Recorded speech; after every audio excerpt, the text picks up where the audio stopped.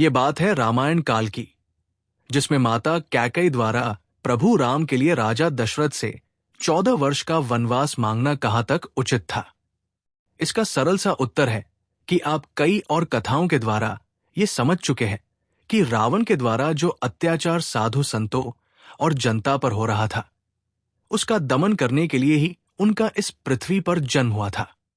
और ये एक विधि विधान द्वारा रचित और भगवान नारायण द्वारा ये एक ऐसी योजना थी जिसमें रावण का वध होना निश्चित था। लेकिन जब अपने पिता दशरथ के द्वारा अयोध्या के नए राजा बनाने के लिए प्रभु राम को चुना गया, तब रावण वध योजना विफल होती नजर आई। तब एकांत में प्रभु राम ने अपनी माता कैकेयी को अपने उद्देश्य के बारे में बताया। हालिका माता कैकेयी पहले से जानती थी कि वो भगवान नारायण का प्रतिरूप है। उस समय प्रभु राम ने कहा कि मेरे इस उद्देश्य के लिए उनका साथ दे, और साथ में ये भी चेताया कि इस कारण उनके दो अहित होंगे। पहला ये कि उन्हें सबकी निंदा और विरोध सहना होगा, और आज के बाद संसार में कोई भी उनके नाम से अपनी संतान का नाम कैकेयी नहीं रखेगा। ये सब सुनकर माता कैकेयी ने अपनी सहमति प्रदान की। प्रभु राम ने प्रसन्न होकर एक बार मांगने को कहा।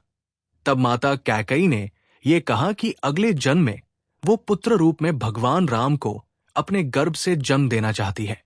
इस पर प्रभु राम ने कहा कि इसका वरदान वो किसी और को पहले ही दे चुके हैं, जिसे बाद में माता देवकी ने कृष्ण रूप में उन्हें जन्म दिया।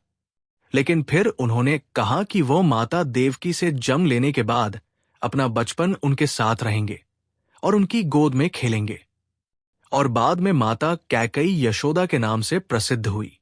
इस कथा में माता कैकेयी के त्याग को बहुत कम लोग जानते हैं। इसके साथ एक और कथा है राधा कृष्ण की कथा के संदर्भ में, जिसमें राधा के पिता वर्षभानु, जो कि भगवान सूर्य के प्रतिरूप थे, और भगवान सूर्य ने भगवान नारायण से राधा को अपनी पुत्री रूप में पाने का वरदान मांगा था। उस कथा को जानने के लिए हमें सब्सक्राइब और लाइक के साथ कमेंट में अपने प्रश्न पूछ सकते हैं। जय श्री राम।